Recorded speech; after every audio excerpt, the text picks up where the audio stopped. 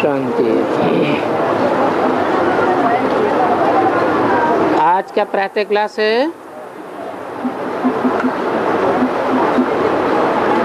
27 अक्टूबर 1963।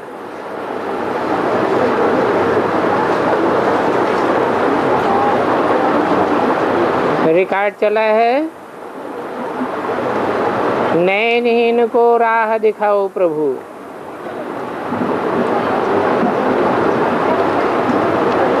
बच्चों ने गीत सुना, ये तो बाप ने समझाया है। तुम बच्चे बाप को जानते हो और बाप को जानने के बाद तुम जो नयनहीन संप्रदाय थे अथवा कहो रावण संप्रदाय थे, वो सोजरे राम संप्रदाय बने हो।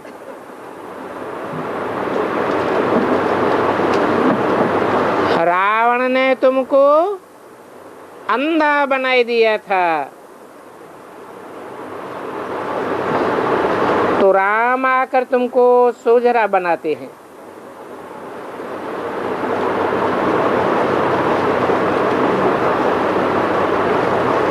और राम का अर्थ तो बच्चों को समझाई दिए है। राम कोई त्रेता के सीतापति राम के लिए नहीं कहते। राम तो सभी का सद्गति करने वाला है। उसको कहेंगे परमपिता परमात्मा, क्योंकि उनकी ही जयंती मनाई जाती है। तो जरूर वो परमपिता परमात्मा आते हैं, आकर के सभी पतितों को पावन बनाते हैं।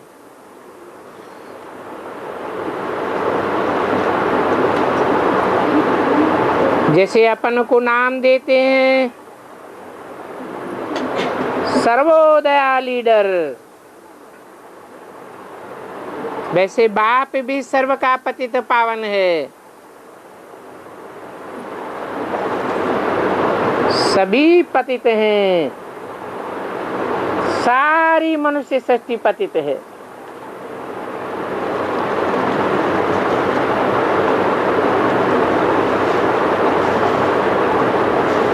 कोई का भी जन्म बर्थ पाउंड नहीं है, सब कौड़ी मिसल है। मनुष्य मात्र का जन्म कौड़ी तुल्य है। एक परम पिता ही है जिसको कहा जाता है नयनहीन को राह दिखाने वाला, परंतु उनको कोई जानते नहीं है। अगर जानते होते तो मिलना सहज होता, परंतु कोई भी नहीं जानते। जब जानते ही नहीं तो परिचय कैसे मिले। अभी परमपिता परमात्मा अपना परिचय खुद दे रहे हैं।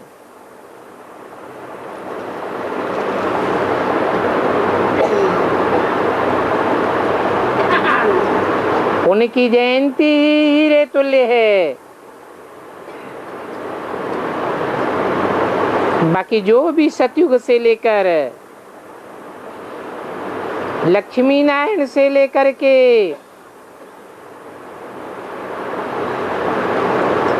जो भी जयंती आदि मनाते हैं, रामनवमी भी मनाते हैं, बाप समझाते हैं इन सभी मनुष्य मात्र की कौड़ी तुल्य जयंती है।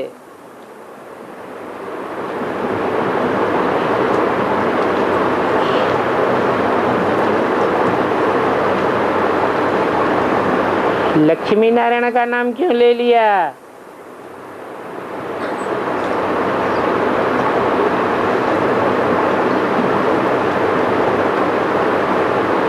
क्योंकि वो ही किसी का कल्याण नहीं करते, अपना ही कल्याण करते हैं। सर्व का कल्याणकारी तो एक ही बाप है।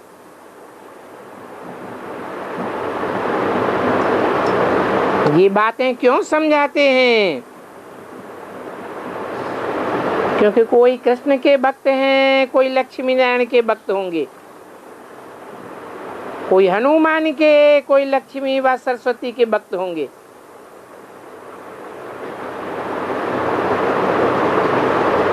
तो कहेंगे क्यों हमारे इष्ट देव की जयंती क्या कौड़ी तुल्य है?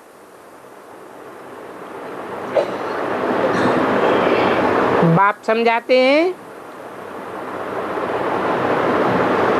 ये सब कौड़ी तुल्य है।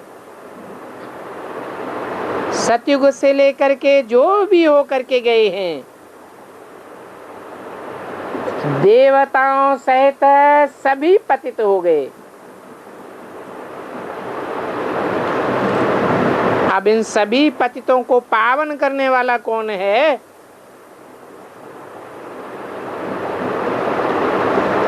नारायण भी तो पतित हो गया ना। नहीं तो नर से नारायण बनने का गायन क्यों है?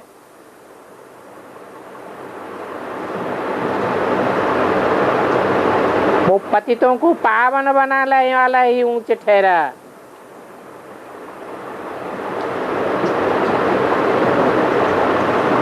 अब कोई बतावे उसे एक के सिवाय लक्ष्मी नारायण को भी पतित से पावन बनाने वाला कौन है?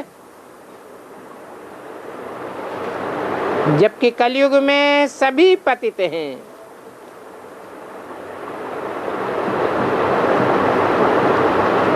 और सतयुग में ऐसा लक्ष्मी नारायण बनाने वाला कौन?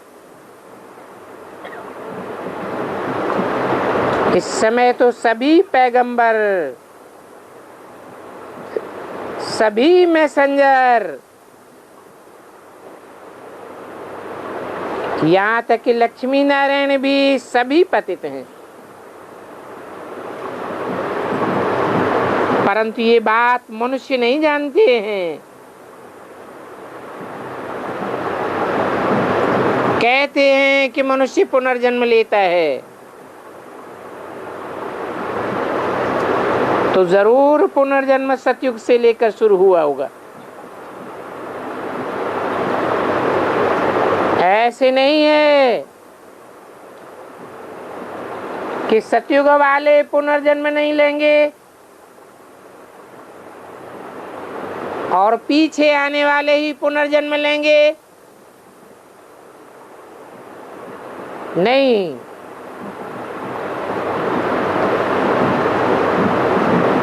सतयुग स्वर्ग वाले स्वर्ग में भी पुनर्जन्म लेंगे और कलयुगी नरक वाले नरक में भी पुनर्जन्म लेंगे।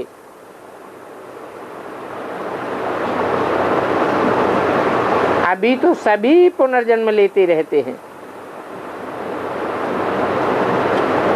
अभी सभी पतित हैं। तो जो स्वयं पतित हैं उनकी क्या बड़ाई है?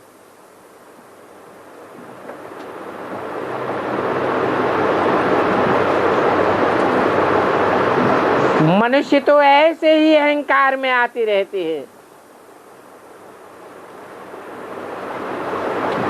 बाकी बलिहारी तो एक पतित पावन बाप की है।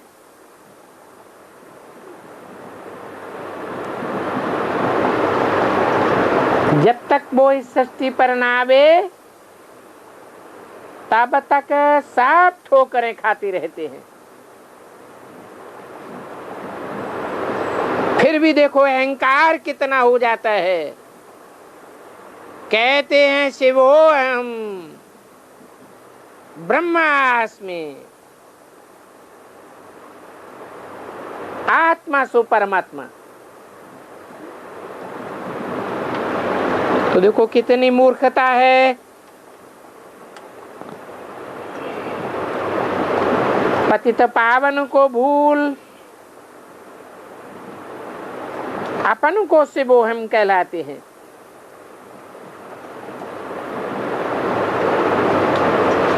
तो अभी तुम बच्चों को एक शिव बाबा की महिमा निकालनी है।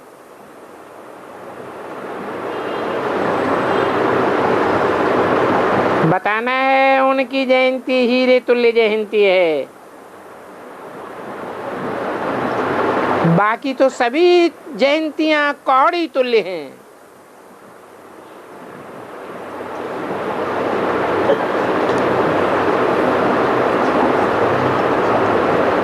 बहुतों को ये बात सुनकर के गुस्सा लगेगा, कहेंगे कृष्ण की जन्माष्टमी कौड़ी तुल्य है क्या? लेकिन तब तक ही कहेंगे जब तक राज को नहीं समझें।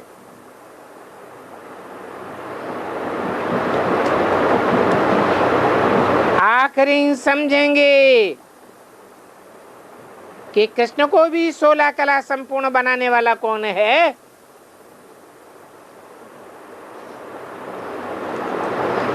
सभी आत्माएं पुनर्जन्म लेते लेते अभी सभी पतित हैं।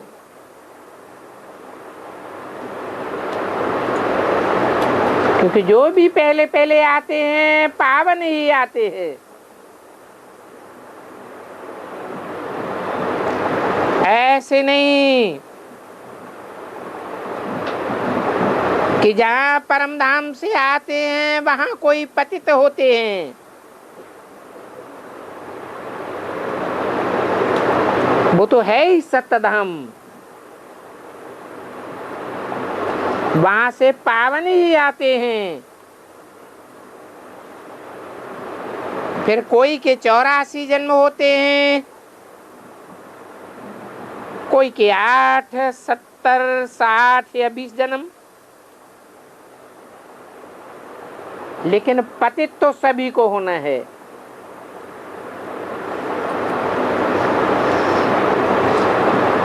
ये सारी सृष्टि 4 अवस्थाओं से पसार होने वाली है।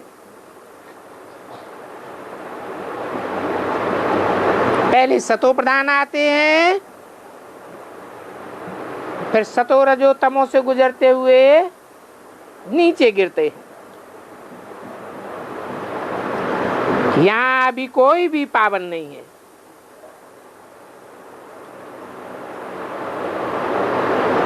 तब कहते हैं पतित पावन आओ।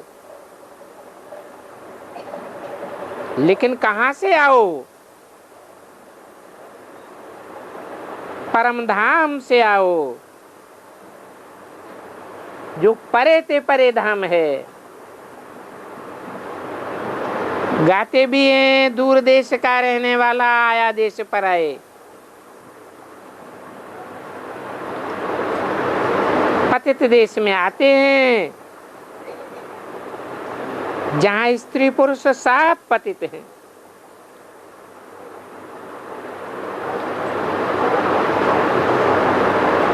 और सब स्त्री पुरुष कोई छोटे कुमार कुमारी तो नहीं है।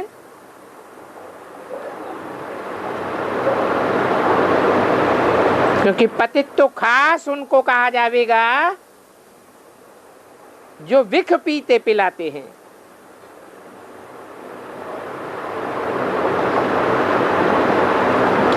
एक दो को सावधान भी करते फिर भी गिराते हैं।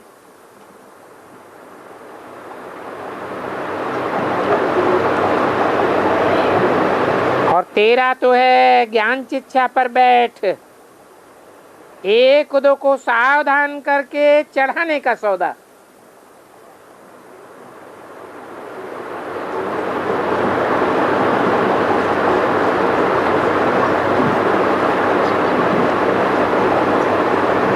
इस समय बेहद का बाप आकर तुमको सभी संन्यास कराते हैं।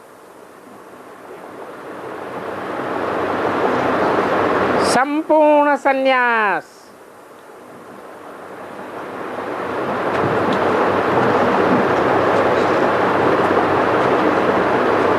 सम माने संपूर्ण,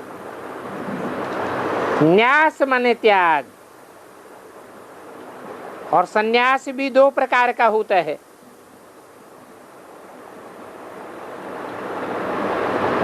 एक है रजोगुणी हठ योग, वो रजोगुणी संन्यास तो द्वापर से चलता चला आया।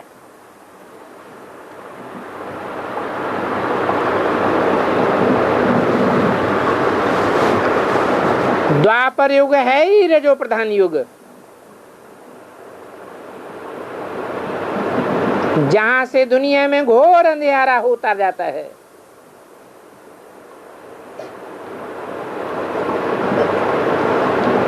सत्ताईस 10-63 की वाणी का दूसरा पेज।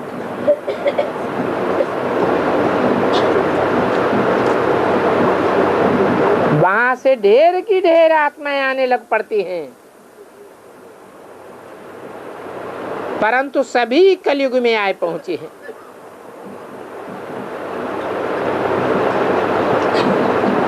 तो अभी अंत में सारी दुनिया को सोज रेल में लाने वाला एक सतगुरु चाहिए।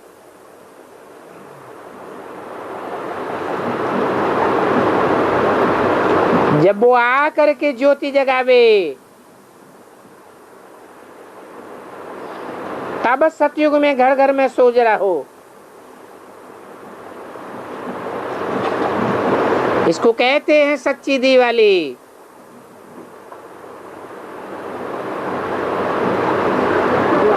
दिवाली पर पहले एक दीपक जगाते हैं ना,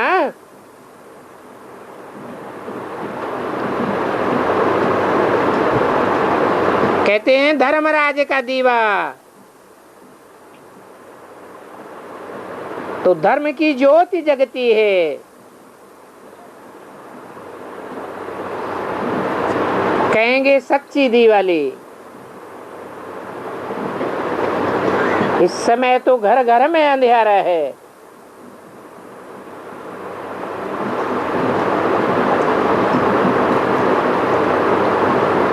और घर वो कोई स्थूल घर नहीं है, ये शरीर ही चैतन्य घर है आत्मा का। शरीर रूपी घर में आत्मा की ज्योति जगाने के लिए आत्मा को ही ज्ञान का इंजेक्शन लगाना होता है।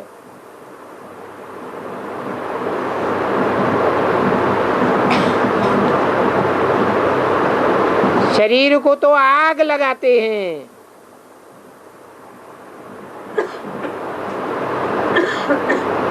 तो आत्मा को कौन सा इंजेक्शन चाहिए? जो आत्मा प्योर हो जाए, परमपिता परमात्मा को ज्योति स्वरूप सदा जागती ज्योति कहा जाता है, जिसकी ज्योति कभी बुझती ही नहीं।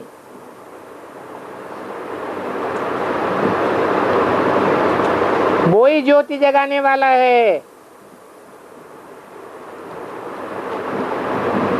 वो आकर बताते हैं कि आत्मा को इंजेक्शन कैसे लगाओ।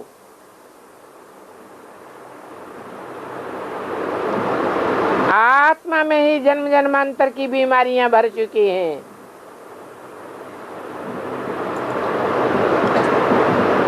आत्मा में ही विकारों की खाद पड़ती है। वो सन्यासी सो समझते हैं आत्मा निर्लेप है। आत्मा को कोई लेप छेप नहीं लगता, क्योंकि कह देते हैं आत्मा सो परमात्मा।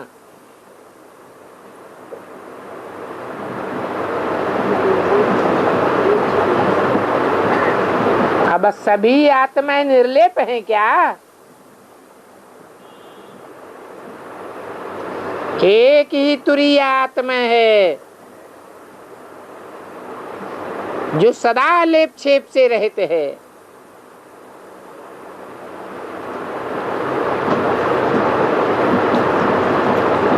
खाना खाते पीते भोग भोगते, परंतु पतित तो आत्मा ही होती है ना।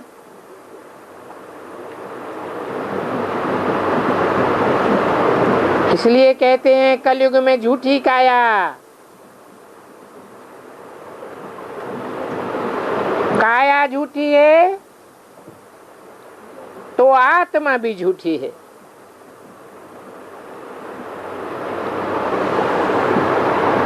जो झूठी आत्मा बोलती है परमात्मा सर्वव्यापी है।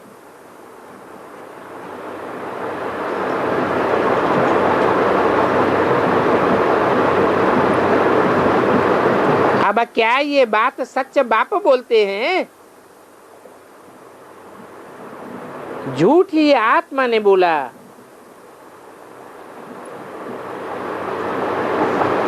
तुम कहते हो मैं आत्मा हूं, वो फिर कहते हैं परमात्मा सर्वव्यापी है। तो आत्मा सो परमात्मा, ये झूठ आत्माओं ने बोला।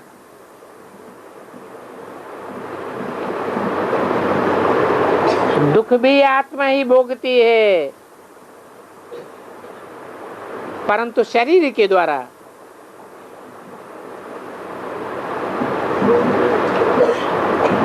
धर्मराज आत्मा को शरीर वो दुख देते हैं जो सजा भोगते हैं।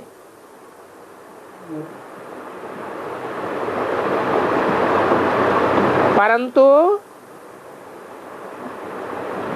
जब तक प्रूफ न मिले तब तक सजा नहीं दे सकते। तो धर्मराज भी शरीर धारण कराता है।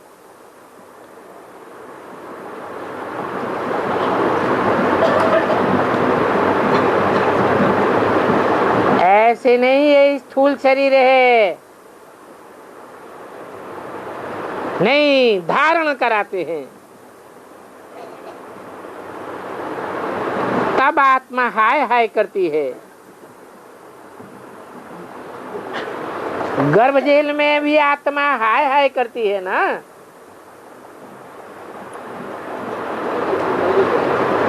सतयुग में तो सब आत्माएं पुण्य आत्माएं होती हैं, तो वहां तो कोई भी हाय हाय करके जन्म नहीं लेते।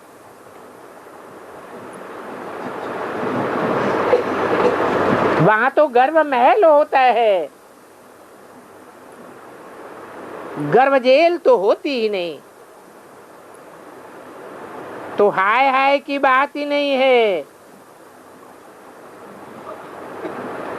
ये जो गीत है, नैनहीन को राह दिखाओ, ये झूठी आत्मा की बात है। कहती है बाबा राह दिखाओ, मैं इस शरीर के द्वारा ठोकरें खा रही हूं।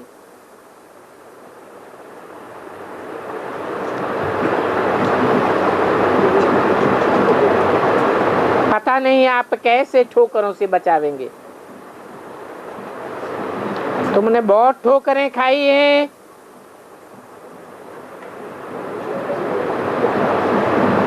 अभी तो तुमको परमपिता परमात्मा से नैन मिले हैं।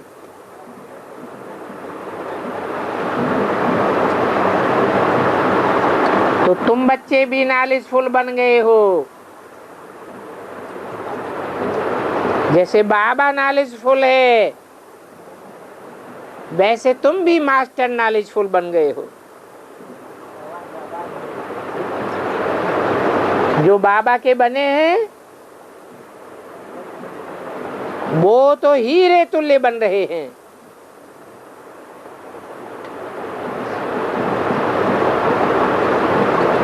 जो हीरे तुल्य बन रहे हैं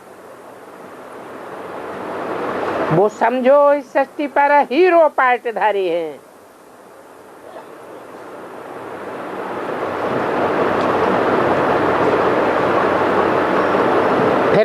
करेंगे तो भारत भी हीरे तुल्य होगा।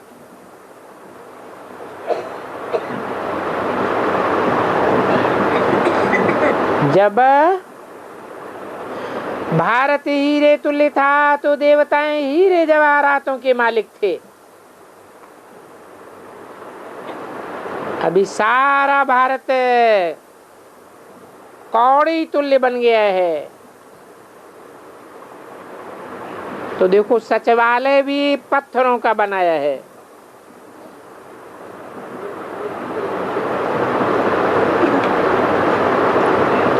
सचिव तो मंत्रियों को कहा जाता है, मंत्री तो सबसे ऊंचे पद वाले होते हैं।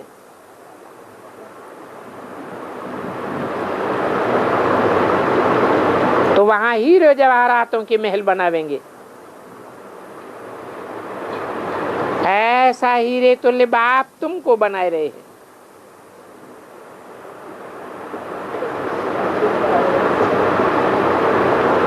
तो बाप तुम्हारी भेंट करते हैं, कहते हैं उनका है हद का सन्यास, जो सिर्फ घर बार से वैराग दिलाते हैं। और तुम्हारा तो बेहद का सन्यास है, सारी दुनिया से वैराग दिलाई देते हैं। वो तो खास स्त्री से वैराग दिलाते, कहते हैं ये स्त्री नागिन है, चांडालिनी है। कितने खराब खराब नाम देते हैं।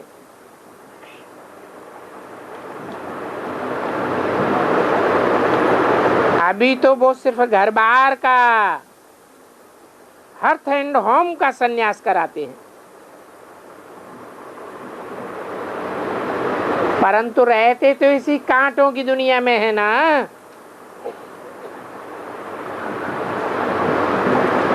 तो वो रजोगुणी दुनिया में आते हैं, सतो प्रधान सत्य की दुनिया में नहीं आ सकते। उनका है हद का वैराग। तो जैसे सन्यास दो प्रकार का है, वैसे वैराग भी दो प्रकार का है। तेरा तो बेहद का वैराग है, वो तो सिर्फ घर बार छोड़ करके जंगल में जाए रहते हैं। और तुमको तो ऐसे सारी दुनिया से वैराग आता है। जानते हो ये सारी दुनिया छी छी है, पतित है,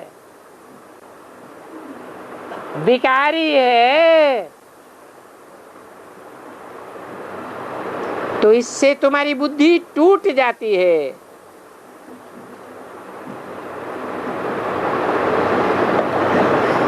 जैसे दुनियावी पति कितना प्यार करता है,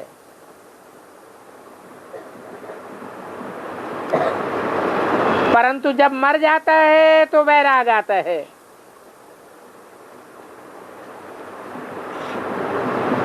कहते हैं इस मुर्दे को निकालो बाहर।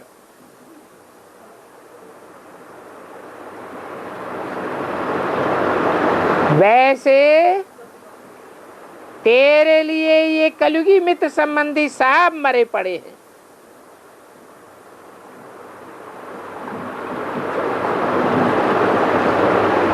इन आंखों से जो भी देखते हो, सारी दुनिया जैसे कि मुर्दा है। तो इन मुर्दों में क्या बुद्धि अटकानी है।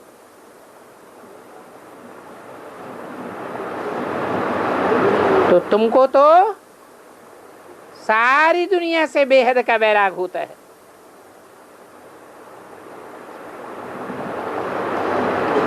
गृहस्थ व्यवहार में जनक मिसल कमल फूल समान न्यारे रहना है। जब इस दुनिया से जाना ही है तो इसमें लागत क्यों लगावें।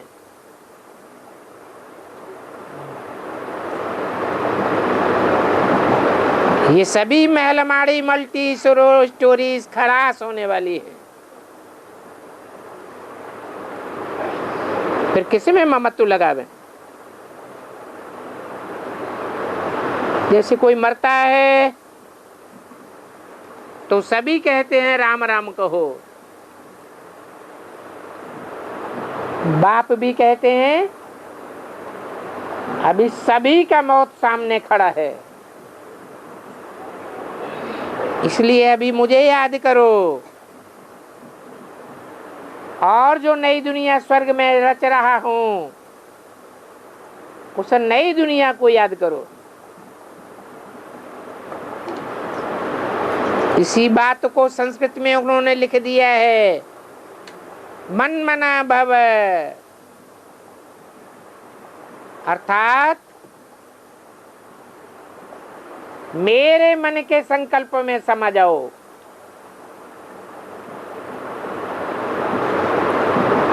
फिर मध्याजी भव हो जाएंगे।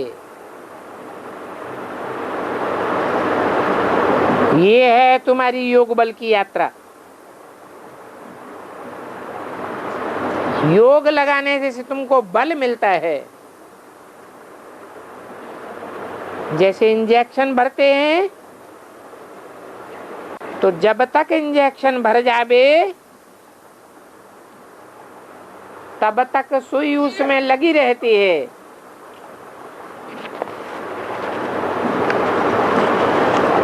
जब इंजेक्शन भर जाता है तो सुई को निकाल देते हैं।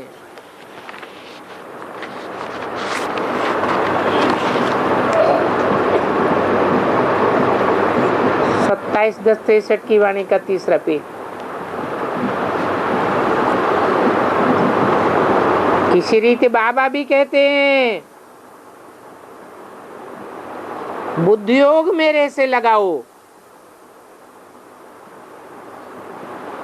ऐसा करेंगे तो तुम्हारी आत्मा को शक्ति मिलेगी।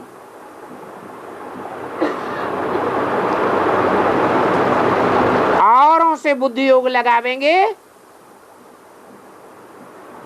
तो लीकेज हो जाएगा।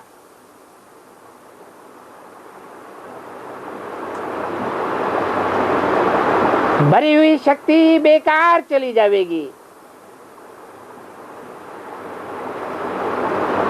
कितनी सहज बात समझाते हैं।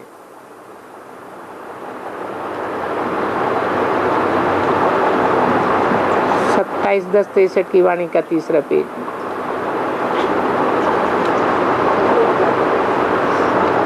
बाकी तो सभी सन्यासियों के पिछाड़ी धक्के खाते रहते हैं।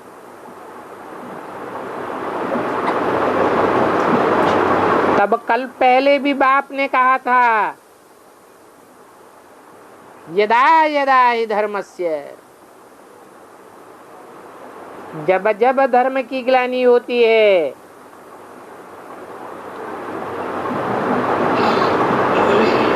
अर्थात सर्वोपरि आत्मा को कण कण में मिलाए देते हैं, तब तब मैं आता हूं।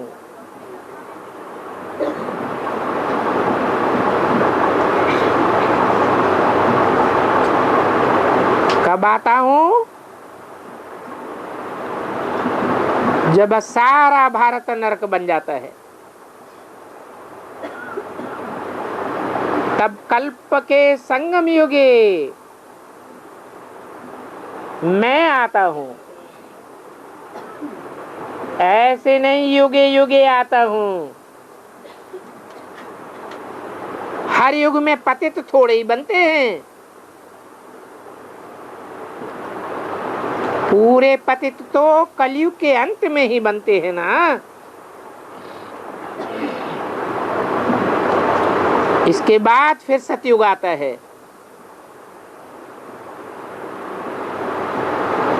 तो हर युग के अंत में आकर मैं क्या करूंगा?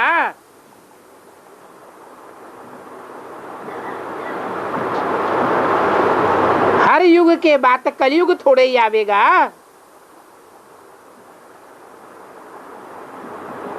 या हर युग के बाद 16 कला संपूर्ण सतयुग थोड़े ही आवेगा।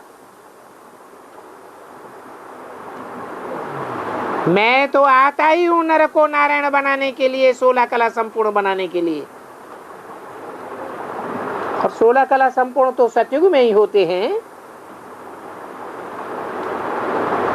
सतयुग के बाद तो त्रेता में आना होता है, और त्रेता में तो मेरे आने की दरकार ही नहीं है। जो उन्होंने दिखाया है राम भगवान आए, न द्वापर में मेरे को आने की दरकार है। जो कृष्ण भगवान के रूप में दिखाई दिए है,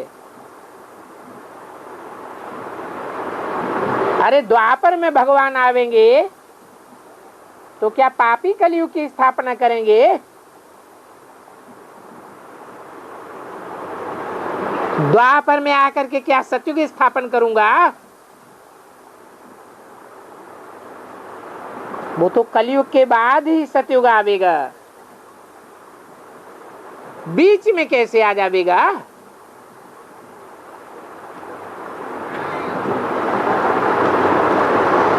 जब बाप आते हैं उस युग को कहते ही हैं कल्याणकारी युग।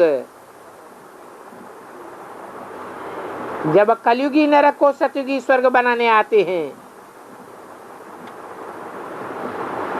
ये बेहद की बातें हैं। वो बेहद का बाप ये बेहद की बातें सुनाते हैं। वो बाप सभी आत्माओं को सुख शांति देने वाला है। ऐसे नहीं 5 पांडवों को सुख शांति देकर चला जाएगा।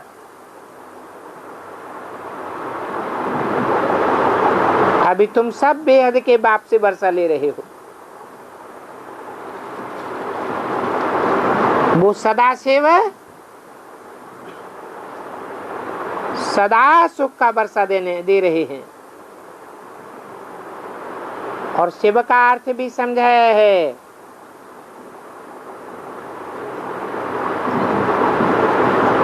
वो शिवलिंग नहीं जो मंदिरों में लगा हुआ है,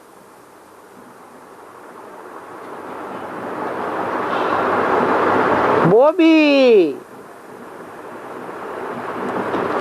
स्टार मुआफिक आत्मा है। कौन है? उसकी बात हो रही है, शिवलिंग की बात हो रही है। मंदिरों में जो लिंग लगा हुआ है वो तो पत्थर का है, यादगार मात्र है कि वो भी पत्थर बुद्धि बनता है, परंतु वो लिंग भी मेरे रथ की यादगार है। जिस रथ में मैं प्रवेश करता हूं उसकी तुम पूजा करते आए हो।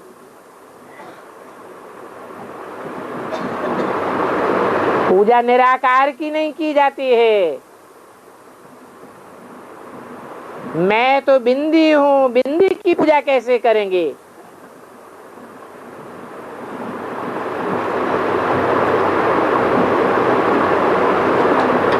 तो ये समझाते हैं कि यादगार जो मंदिर में शिवलिंग लगा हुआ है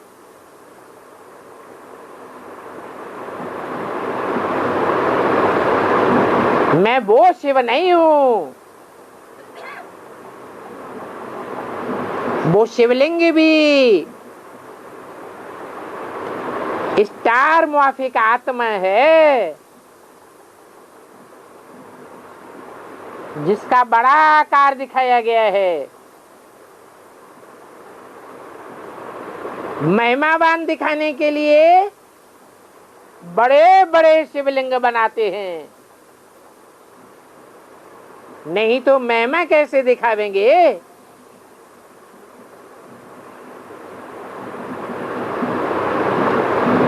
उसमें जो बिंदु रखते हैं वो मुझ आत्मा की यादगार है।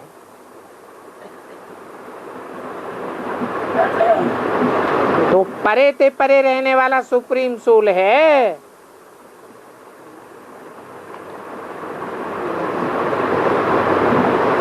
परे कहेंगे शिवलिंग को,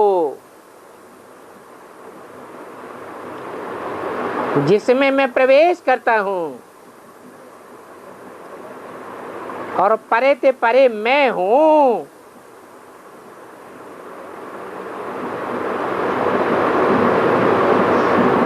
तो हम बच्चे अपन को सुप्रीम सोल व परमात्मा नहीं कहेंगे।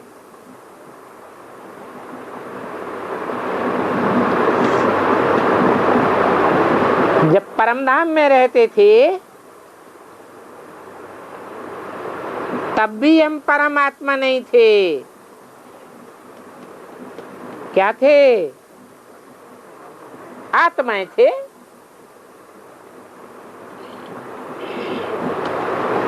वहां परमधाम में तो सभी आत्माओं का नंबरवार निवास स्थान है।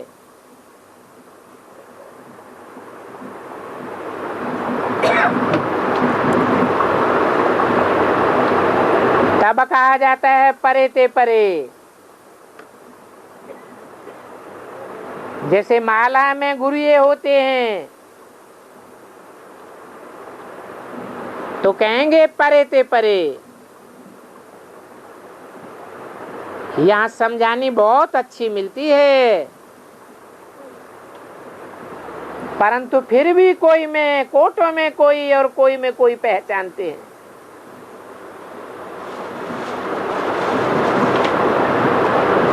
सन्यासी थोड़े ही कहेंगे कि मुझे कोटों में कोई पहचानते हैं। अभी तो तुम ईश्वरीय कुटुंब में बैठे हो।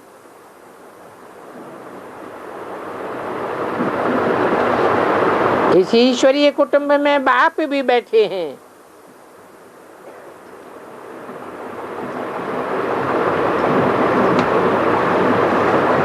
ये ब्रह्मा भी बैठा है, जिससे ब्राह्मणों की रचना होती है।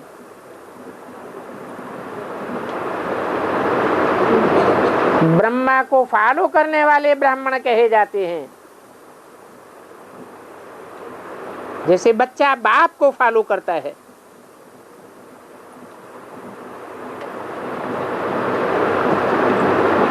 लेकिन ब्रह्मा रचयिता नहीं है।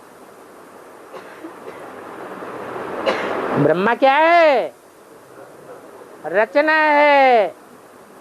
फिर ब्रह्मा को भी रचने वाला कौन है? कहेंगे ब्राह्मणों का रचयिता भी शिव बाबा है।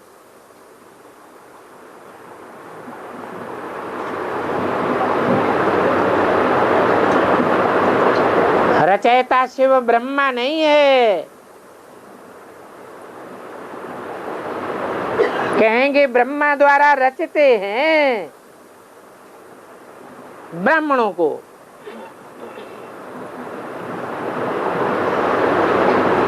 तो कहेंगे तेरा ऊंच से ऊंच जन्म है, सभी से ऊंच।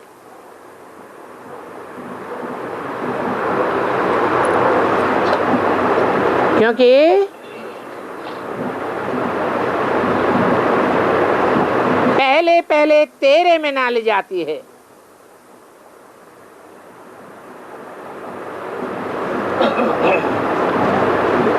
तो एक तो तुम नर को नारायण बनाने की,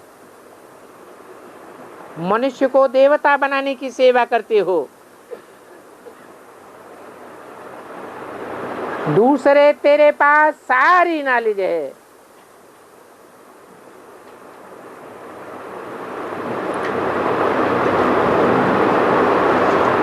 परमपिता परमात्मा से लेकर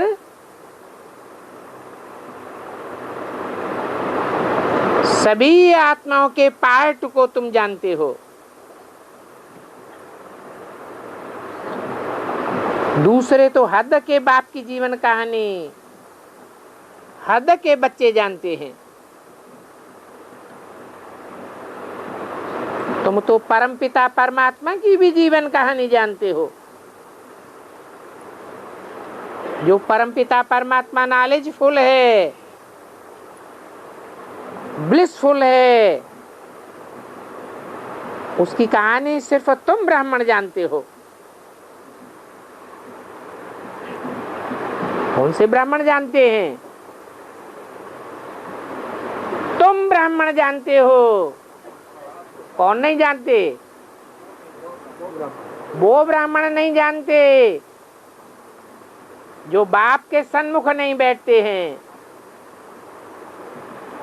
सिर्फ ब्राह्मण कहलाते हैं, लेकिन सन्मुख नहीं आते हैं, विमुख ही रहते हैं, बेमुख होने की बातें करते हैं।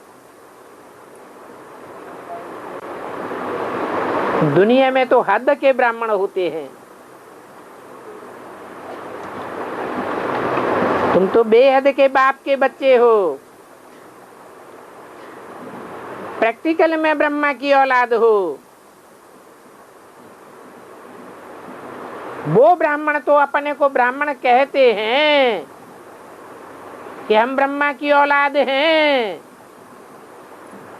परंतु वास्तव में उनका ब्रह्मा कहाँ है? उनसे पूछो। तुम अपन को ब्राह्मण कहते हो तो तुम्हारा ब्रह्मा कहाँ है? तो क्या जवाब देंगे? सूक्ष्म वतन में। अब सूक्ष्म वतन में रचना होती है क्या? सूक्ष्म वतन तो मन के सूक्ष्म संकल्पों की बात है। वो रचना तो प्रैक्टिकल में साकार में होनी चाहिए। ब्रह्मा भी साकार में चाहिए, ब्राह्मण भी साकार में चाहिए। तो कहते हैं हम ब्राह्मण साकार में प्रैक्टिकल में हैं, परंतु हमारा बाप सूक्ष्म वतन में है।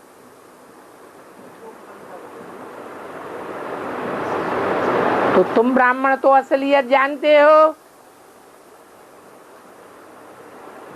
इसलिए तुम्हारा जीवन बड़ा अमूल्य है।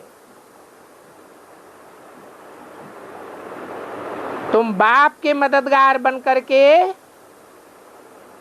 भारत को स्वर्ग बनाते हो।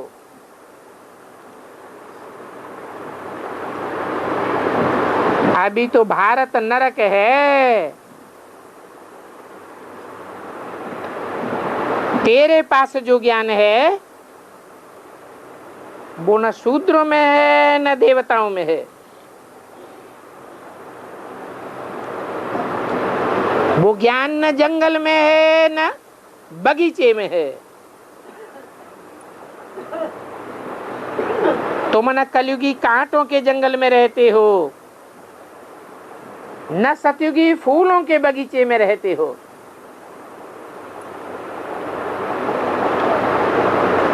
उन शूद्रों में भी नॉलेज नहीं है। एकदम जैसे जंगली हैं। न देवताओं में है। इस नॉलेज के हिसाब से वो सब जंगली हैं। इसलिए कहते हैं ये कृष्ण भी बुद्धू है। कौन सा कृष्ण है? सतयुगी कृष्ण बुद्धू है?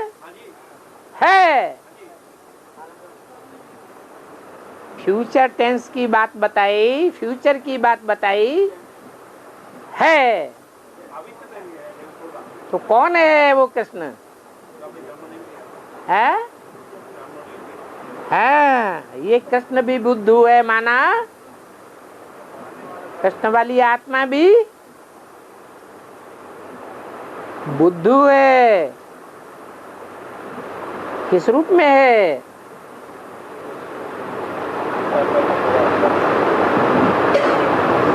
कहेंगे 63 की बात। बुद्धू है माना किस रूप में है? ब्रह्मा के रूप में।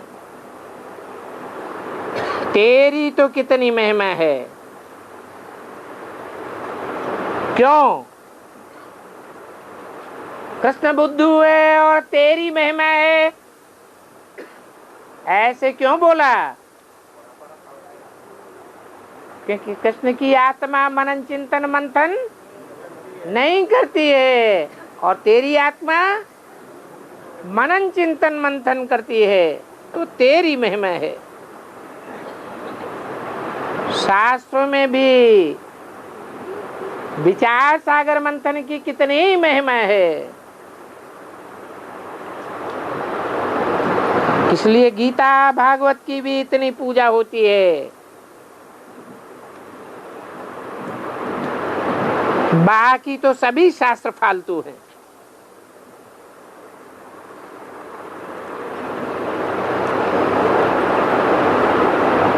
बाप तुमको कितनी गुह्य बातें बतलाते हैं। कौन सा मुख्य शास्त्र है? श्रीमद् भगवत गीता है मुख्य शास्त्र। और इसके अलावा जो बाप की जीवन कहानी है श्रीमद् भागवत, वो भी मुख्य शास्त्र है। परंतु भक्ति मार्ग में गीता और भागवत में कृष्ण का नाम डाल देने से सारी महिमा उड़ गई। बाप तुमको कितनी गुह्य बातें बताते हैं और शास्त्रों में देखो क्या लिखा है।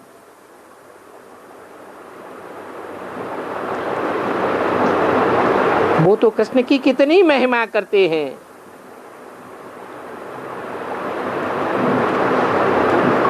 और तुम कहते हो कि कृष्ण तो अनाड़ी है। वो शास्त्रों में महिमा करते हैं कृष्ण की, और तुम्हारी दृष्टि में अनाड़ी है। क्यों?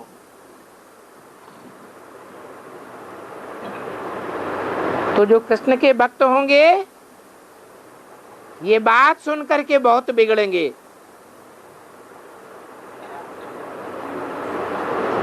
परंतु जरा सोचें तो कि ज्ञान का तीसरा नेत्र सिर्फ ब्राह्मणों को है, न कि कलयुगी शूद्रों को है। सतयुगी भी देवताओं को भी नहीं है ज्ञान का नेत्र। ये सभी राज बुद्धि में कैसे बैठे? इसलिए बुद्धि का बर्तन साफ चाहिए।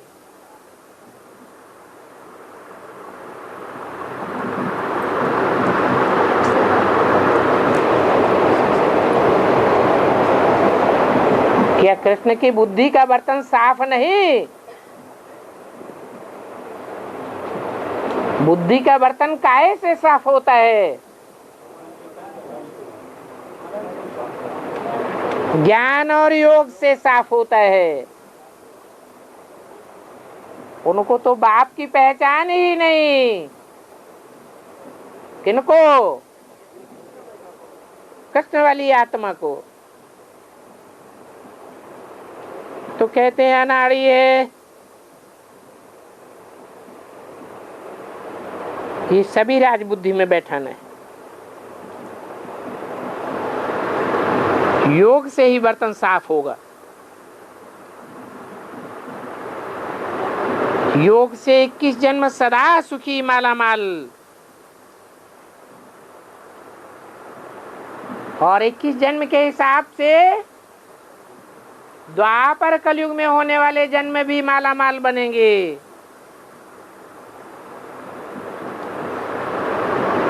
सुख के जन्म मिलेंगे।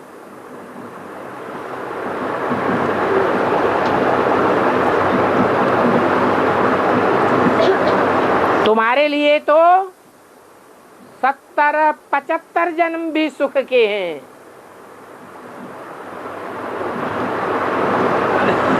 तुम सारे कल्प में पौना हिस्सा सुख भोगते हो। तुम्हारे लिए 1/4 दुख है,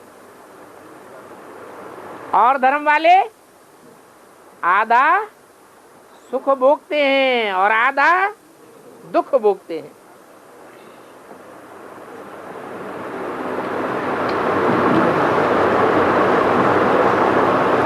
ये तो पिछाड़ी के 10-15 जन्म दुख भोगते हो।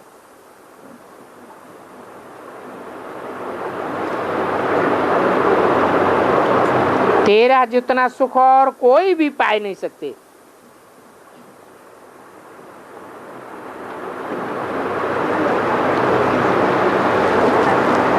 इसमें भी अतीन्द्रिय सुख, अभी जो अति दुख से अति सुख मिलता है, इतना सुख देने वाला सिवाय शिव बाबा का बर्थडे के और कोई का बर्थडे नहीं है। ऐसे शिव बाबा के बर्थडे को कितनी धूमधाम से मनाना चाहिए।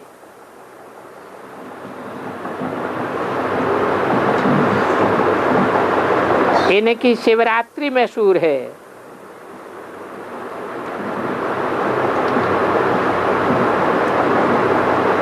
बाकी कृष्ण ने कोई अंधेरी रात में जन्म नहीं लिया है।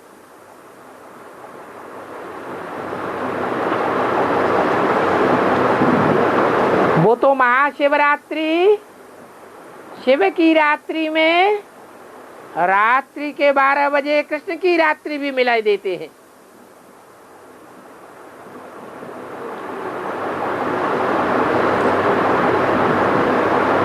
कहाँ की यादगार है? कैसे संगम युग की यादगार? कैसे जो भक्ति मार्ग में शिव की महाशिवरात्रि 12 बजे मनाते हैं, तो कृष्ण रात्रि भी रात्रि के 12 बजे मना लेते हैं। है संगम युग में जब बाप की प्रत्यक्षता होती है,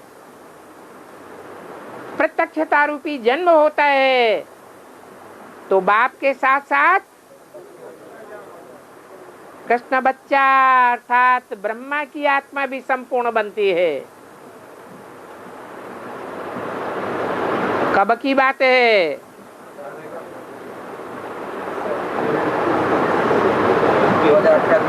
जिसके लिए बोला है तमो प्रधान से सतो प्रधान बनने में तुम बच्चों को 40 से 50 वर्ष लगते हैं।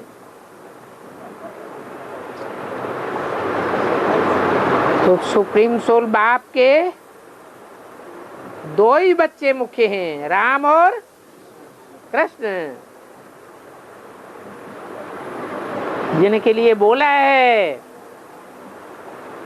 कि तुम बच्चों को 40 से 50 वर्ष लगते हैं। 40 वर्ष पूरे हुए और तुम्हारी बेहद की रात्रि खलास हो जाती है। बाकी सतयुग के कृष्ण ने कोई अंधेरी रात में जन्म नहीं लिया है।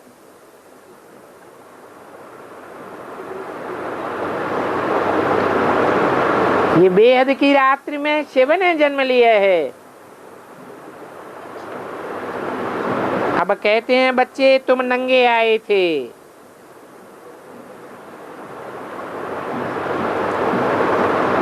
तो अब देहभान से निकल अपने को नंगा समझो।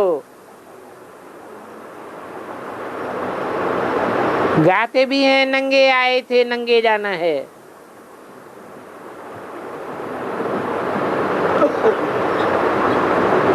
वो नागे लोग तो नंगे हो जाते हैं। देह अभिमान को त्याग करने की बात उनकी बुद्धि में नहीं है। क्यों नहीं है? क्यों? तो वो तो अपन को ज्योति बिंदु आत्मा जानते ही नहीं।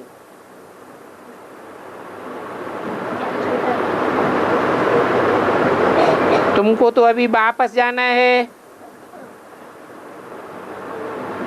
बाद में आकर के गर्भ महल में जन्म लेंगे। अभी तो इस दुनिया में सब गर्भ जेल में जन्म लेते हैं। ये बातें बाप बैठ बच्चों को समझाते हैं। कहते हैं मैं अपने बच्चों से बात करता हूं। क्या है? अपने बच्चों से। और पराये बच्चे कौन हैं? है? जो मेरी बात मानते हैं, मेरे को फॉलो करते हैं, वो मेरे बच्चे हैं। जो धर्म पिताओं की बात मानते हैं, देहधारी धर्म पिताओं की, और उनको ही फॉलो करते हैं, वे मेरे अपने बच्चे कैसे कहे जावेंगे? अच्छा, ओम शांति।